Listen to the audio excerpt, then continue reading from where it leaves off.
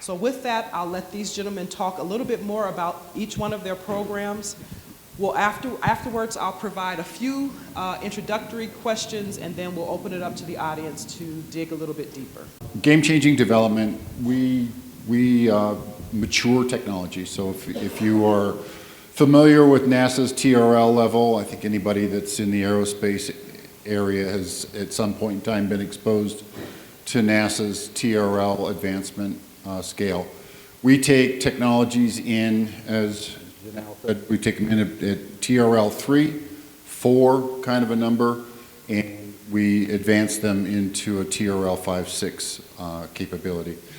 We call that the Valley of Death. The reason that we refer to that in such heavy terms is very often these are the technologies this is that stage where you need that heavy investment of capital or funding to advance the technology and get it to the point where you can catch the eye of a hardware implementer or a launch provider who's willing to take the risk once it's at a 6 and implement it. But they're not really willing to make that investment in terms of getting it to that point where they're willing to put it on their vehicle. You have still in that region from 4 to 6, you still have a lot of risk. There's still a lot of R&D that's going on. You have a good idea about what you want to do. You have a very good idea about how you're going to go about doing it, but there still is a lot of stumbling and failures that need to be solved and advancements that need to be made in that technology area. So it's a very exciting area to live in. I have lived in this area for most of my career with NASA, and I have really enjoyed it. And I enjoy being a part of the GCD program that takes these technologies and pushes them up to TDM level. Right. I think Walt already introduced about what the ACO and tipping point, what they're meant to be. I think the simplest way to look at it is, Jen talked about lab to market. I mean, that's an interesting, I mean, basically it's something of interest to all the companies here, because like whatever you're developing in-house, you want to market it, okay? I mean, that's really where the commercialization happens before. But even to get to lab, you need help. And you need to develop, in order to develop capabilities, you really need help from, I mean, that if you can offer it to the companies before they can even get to TRL4, how we can make that happen is how this ACO got created. Actually, ACO was created to help the emerging commercial space companies. When I was working in the Flight Opportunities Program, we were trying to figure out how do we actually make some of the resources available to these companies to develop capabilities. And once Steve Jersey, he was the AA for our STMD at the time, he said, hey, we can extend it beyond flight opportunities. Why don't we just do it for across the mission directorate? And that's how we created them. But essentially, I mean, even though we talk about non-reimbursable Space Act agreement with the companies, it sounds as if that we're not getting any money. Actually, we are getting in-kind resources up to about $1 million over a 2-year period to develop your technology with the help from NASA centers. Okay. Then, as you can see, a lot of, in fact, half the awards we made in 2019 are actually to SBIR companies. And as you'll see in the next chart, which is the tipping point, let's see, okay, there it is. Okay, tipping point is something basically where you have a TRL4 technology and then you actually want to help to take it to market, and then you actually get funding to either $2 million or $10 million, and you need to bring some money to the table yourself. Okay, that's been pretty successful. We'll talk more about it later on. Thanks for having me. And let's see the slides. I got 2 slides. I got 5 minutes to present Flight Opportunities. It's an interesting program. It's small in budget. It's $20 million a year, but it's not small in impact. So it's about 1/10 of the SBIR program. And our main business is suborbital flight testing and allowing you to sort of break through that TRL4 barrier, where the phase 2 or the phase 1s and the phase 2s, you do your technology development, up to, in your lab testing maybe. But at some point, if you want to get higher up into TRL, it tells you you need to start testing in a relevant environment. Now, some of it you can test on the ground, like in thermal vacuum chambers, but if you want to test it in microgravity, you obviously need to you need to go to low Earth orbit, or you can test it in suborbital flight. And suborbital flight is an interesting sort of a niche because it's low cost, it's fairly rapid turnaround, although getting to LEO, getting to low Earth orbit is getting easier and easier. Suborbital still plays a role where there's a quick turnaround, you get your payloads back immediately, and there's also a strong training component and sort of a hands-on experimentation. So even before you fly your 3U CubeSat to LEO, you can already test some deployment hinges or deployment mechanisms on a parabolic flight. I've listed some of the relevant environments there. I can't read them, but I kind of know them. It's microgravity and obviously lunar and Martian gravity. You can do it on a parabolic flight. You can do it on a sounding rocket, which goes up to 100 kilometers, has a parabolic arc for a couple of minutes. And the new SRLVs, as we call them, the suborbital reusable launch vehicles. The two primes are Blue Origin and Virgin Galactic. There's a way to do ejection from a sounding rocket at apogee. So you can come into the atmosphere, low speed, but still you can test stability and communication issues. You can do similar things on a balloon at 30 kilometers altitude. You can drop, and you can test your capsule or any types of EDL technologies you'd like to test that way. And then with a balloon, you can also loiter at high altitude for a couple of hours, and that might be interesting to expose it to radiation or the near space environment at 30 kilometers altitude. And then last but not least, we're quite proud to have played a role in some of the new technologies that are flying on Mars 2020. And that's the EDL part. There's a company called Mass in Space, which has a test bed out in the Mojave Desert. And JPL has been working with them for several years now to test new algorithms and new sensors. And some of that is being infused into the Mars 2020 lander. The other quick note I want to point out is that apart from being able to break through the TRL-4, showing some flight heritage is a big deal. I mean, for your downstream customers, for maybe downstream investors, being able to show that you actually have something flown really gives you some street cred, literally. And that's what we find. I mean, that's kind of the thing that I was surprised to hear from some of the PIs that we've flown, is that, wow, it really paid off more than just the flight testing. Okay, I'll jump to the next slide. The rest I can talk to you about offline. So we have one solicitation once a year. It's called Tech Flights, and you're welcome to propose as a commercial entity, like an SBIR entity. The thing we found, though, is that because of the FAR, there is a cost-sharing requirement that we need to stipulate on top of our solicitation, and that sometimes is cost prohibitive for small companies. And so we're interested in engaging with the SBIR community through the SBIR pipeline. And that's what I listed there, the post-phase 2 activities primarily. So phase 2E and a CCRPP, those are ways where we can be the external investor, together with you, put a proposal into the SBIR office and then have them match the funds. Obviously, there's a lot of due diligence involved before we really will commit, but that's something we're exploring at this point, and we're interested in talking with anybody that's interested in exploring these opportunities. Thanks. Okay, I'm Bruce Yost, and I'm going to talk to you about two different activities within STMD. Briefly, first, I'll introduce the virtual institute that I run for both STMD and SMD. It's co-funded by both mission directorates.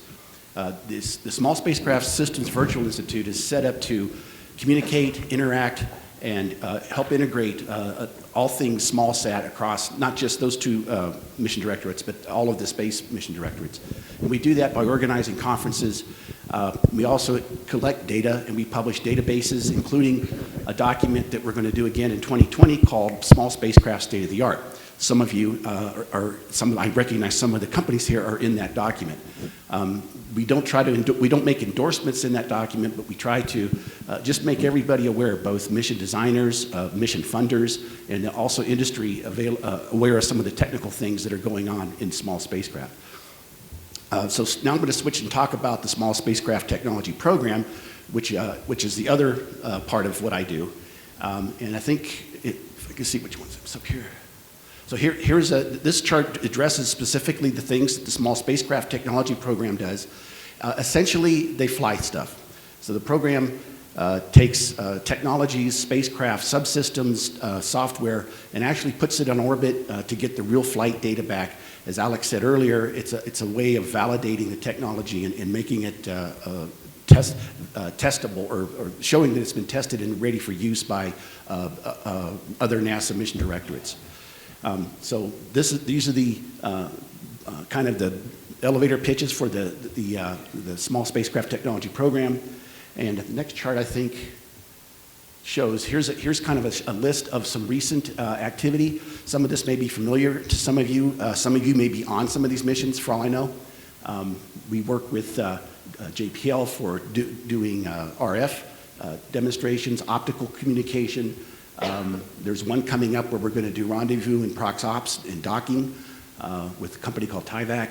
And then even at the very bottom, there's a new one that's looking at swarm technology, which is very interesting, NASA's very interested in, where we're starting to look at small spacecraft and how they, as a group, can do large missions.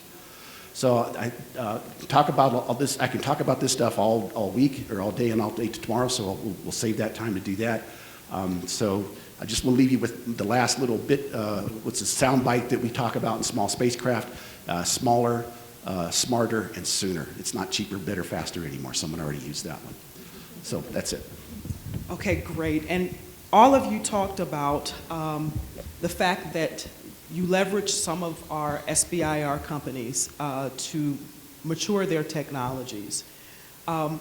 There are also opportunities within your programs and your solicitations for companies that are not SBIR or have never had an SBIR award.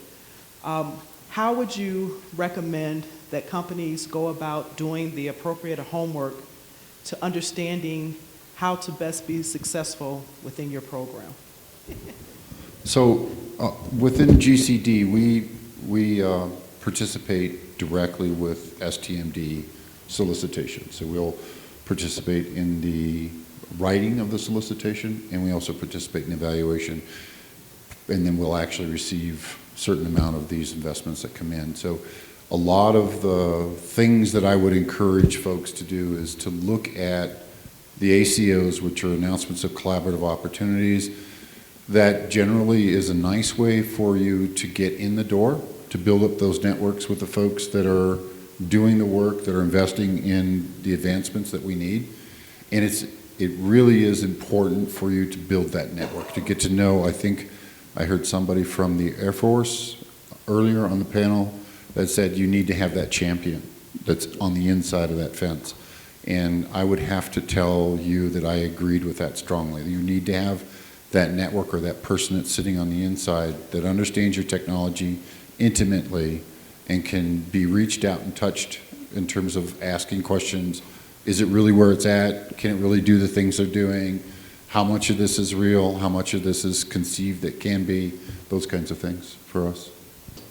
I worked on SBIR projects myself before. I know it is not easy to get the first award, because first award is, as Anthony was saying, you really need to do a lot of marketing. I mean, it's not just telling the world what you can do. I think you really need to know what the problems that the customer is having. I mean, that's really what you need to look at and then say, all right, what are they looking for and how can I help? I think that is really the key. Because otherwise, I mean, you could say, you could spend a lot of time going around all over the place, but I think if you don't actually try to solve the customer's problem, you're not going to get anywhere. I think any small business can actually make that happen. Yeah, I think for flight opportunities, we're a little bit higher up the TRL scale. So on that warm chart, we're a little bit further to the right. And so we actually ask people that are proposing to a solicitation to have some hardware on a bench, and so be at a TRL 4 before we can actually flight test you in a suborbital flight. So maybe it's not necessarily easy to jump into our program straight from the get-go. And the other thing is, so with our solicitation, we do it once a year. The last one just finished. We just announced the award for 2019. And that solicitation is online at our website. It's nasa.gov/flight opportunities. And so you can just read that solicitation, and we'll make small changes for the next round. But it's not going to be completely rewritten. So if you read that 2019 solicitation, you get a good sense of what we're asking for. And then for the SBIR specific opportunities, these post-phase 2s, I think because we're just starting that now, and so we're finding our way ourselves as well. And so I think at this point, if you have some thoughts, some ideas, just approach us, me and Danielle McCulloch and Lucas Moxie, who's both at our booth out there. If you want to come and talk to us with some ideas, we'd be happy to talk. And it's a learning curve for both of us, so please do that. The types of mechanisms that people come and get engaged with the program to do the actual flight demonstration in orbit are kind of derivative of things like SBIR, tipping point, other things that have kind of brought the game changing, other programs that have brought the technology to a flight ready state. The other thing about the program is, if you remember my smaller, smarter, sooner mantra, the sooner part is very key, because a lot of these technologies are needed now, and we need to demonstrate them now so that they can be infused into programs of record now, especially when we go back to the moon. And I might also point out that the small spacecraft industry, if you can call it that, has very, very strong heritage roots back to the SBIR programs. 30 years ago, I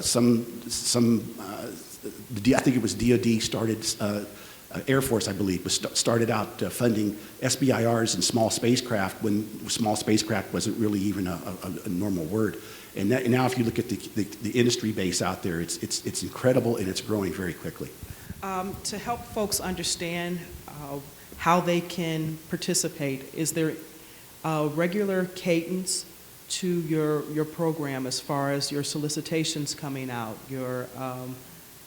Do they come to you with their ideas and look for development, or is there an announcement about opportunities? And I think we have a little mix of both, so if you could talk just a little bit to that, and we'll mix it up a little bit. Start down there with Bruce. On the website, I track all of the NASA funding opportunities that involve small spacecraft. And you can go and look there. It could be something from Game Changing, it could be something from SMD, it could be something from HEO. So that's one way we try to do that and let people be aware of things. We also have listservs and the usual stuff that we blast out to people. So if you're interested in being on that listserv, come see me. Yeah, I think very similar. I mean, I'll plug the website again. It's www.nasa.gov/flight opportunities. And you'll see points of contact there. My colleague Steve Ward, who's the technology manager, he's the one that oversees all technologies investments on our program. He's a good person to reach out to, as am I. And we have a newsletter that is coming out almost every month, and that's where we announce the solicitation. The next one is going to come out early next year, and it's an annual one, so you have one chance in 2020. Yeah, what we try to do, I mean, so far we have been successful, but not always though, is to not have any solicitation across holidays. Okay, that's why I think many of our solicitation actually show up. I mean, even though we may have to get them ready during the holidays, but still we try to release them in January. Like that's really what we're trying to do for the ACO and the tipping point, and also as Jen sees releasing her SBIR in January, and also the flight opportunities also will be released early in the year. I think the best way to look at it is, I think we do release our umbrella NRA on October 1st. And then basically the umbrella NRA is called the Space Tech Ready, and it is REDDI. Okay, it's released October 1, and then it actually provides a schedule of all the solicitations that are going to be released in the fiscal year. Okay. Anyway, we are trying to do the ACO and the tipping point in January.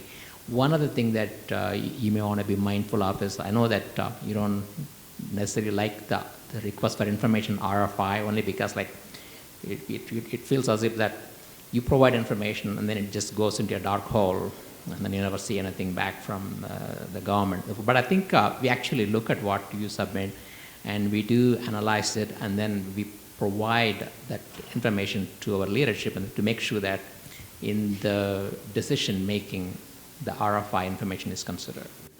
Our program very often receives these investments, I'll call them investments, from solicitations that are driven from the mission director itself. So we do participate in it, but a lot of the cadence of that solicitation and the content is driven by the level one folks.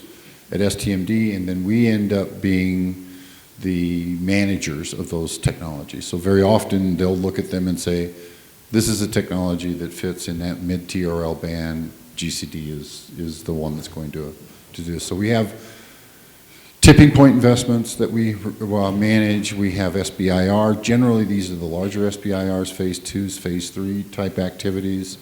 ACOs, we'll get ACOs into our portfolio to manage.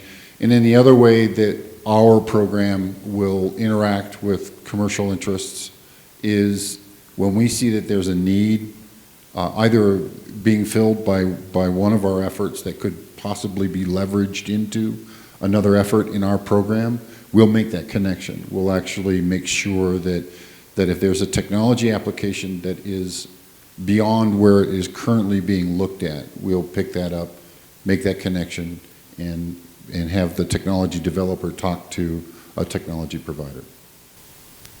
Hi, I'm Walt Ugaldi. I'm with actually NASA Johnson Space Center. So from an industry standpoint, one of the things that we always run into is people are asking, how can I get just 2 clicks away on a website to program solicitations, right? So do I have to have intimate knowledge about everyone's business rhythm and where to go? Or can I go to STMD and then program and then apply? So how is all that bundled and packaged for industry? As I mentioned, I think the best way to get to any of the STMD solicitation or solicitations, because we do have multiple, but I think the best one is, I think if you go to the Space Technology website and then say, there is actually, on the left-hand side, you do have solicitations as an entry point. In fact, we have actually provided in our many of our charts, you see it at the bottom of the page, a link to that. I think that's where we have, whether you're talking about early stage programs or you're talking about mid-TRL or higher TRL program, I think they're all listed there in one place. I think also, Gynelle was talking about the Inspire. So again, you don't have to worry about Inspire specific, because we do have provided a link to that Inspire solicitation website at STMD website. I think one thing that I'm not aware of currently exists would be a STMD-wide newsletter. And these days, I think most people just keep up to date with a variety of things they're tracking through their mailbox. And so that might be a point back to us, is to maybe have a STMD-wide newsletter, and then you'll know that that newsletter will keep update all the active and upcoming solicitations. Might be a good thing.